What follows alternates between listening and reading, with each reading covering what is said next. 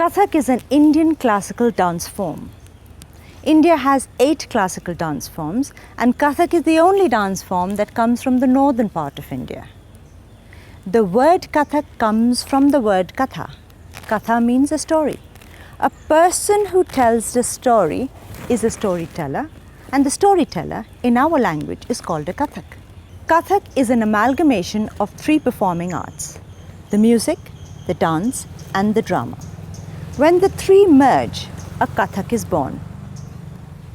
The history of Kathak, or the evolutionary process of Kathak, is very interesting. It started as a folk dance. Kathak dancers used to go from one village to another, telling stories about what they had seen and passing on information from one segment of the society to another.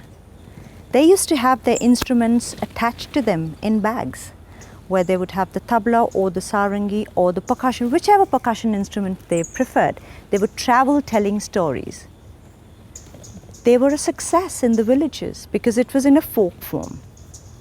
The pandits in the temples invited these kathakars to come and narrate stories within the boundaries of the temple. Here the context or the content of what was being said and danced to was changed. The Pandits gave them the Purans, the Vedas, the stories from Mahabharata and Ramayana. Once they entered the boundaries of the temple dancing in Kathak was introduced. This is the second stage of Kathak. Here, dance was more mythologically oriented. The focus was the gods and the goddesses. With the coming of the Mughals, these Kathakars were then invited into the Mughal courts. Once again, the philosophy changed, the content changed, the history and the literature changed. The Mughals wanted to use dance more for entertainment rather than the spirituality. The fashion, the clothing, the jewelry, the instruments, everything went through a change. Even the language. Urdu was introduced to it. Technique was focused. There was focus on technique so that the entertainment value of Kathak was enhanced. With the coming of the British, dance was forbidden. Dancers who had matured during the era of the Mughal emperors in India had now to stop their profession. These dancers could not dance anymore, which means that there was no means of earning. Many dancers were pushed into prostitution. This is the time when these nautch girls, as they were called, preserved the culture.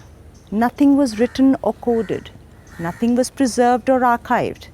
These nautch girls have a great contribution to preserving the art form, the heritage, the stylization, the thought, the evolutionary process, everything was encompassed.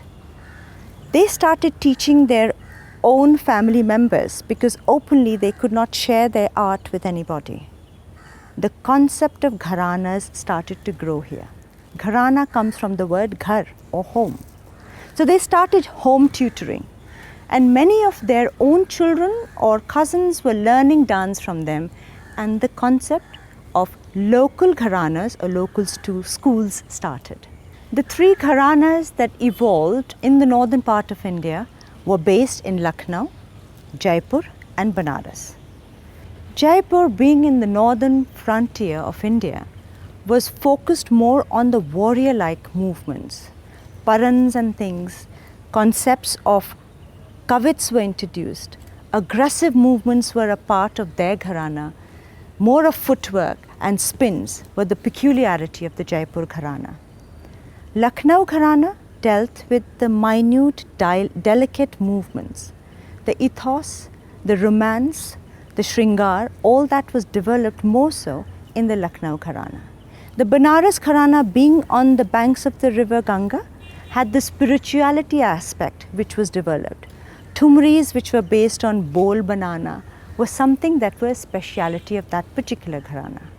The 3 gharanas, though were not isolated, but still had their own style and built their own repertoire which was now being passed on through the Guru Shishya Parampara for generations. Post-independence, our leaders realized that the spirituality and the content that was passed on, the legacy that was passed on from generations, needed to be nurtured. They invited the gurus now to come out and come and teach the younger generation and pass this information and knowledge with freedom that was the need of the country.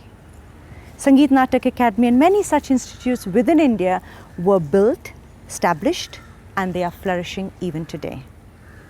It's good to be in a country where culture is preserved, practiced, and propagated. I hope you enjoyed this lesson. I will be uploading a new video every Wednesday. So, subscribe to this channel and stay connected. You can also like, comment, share, and send your feedback. Happy dancing!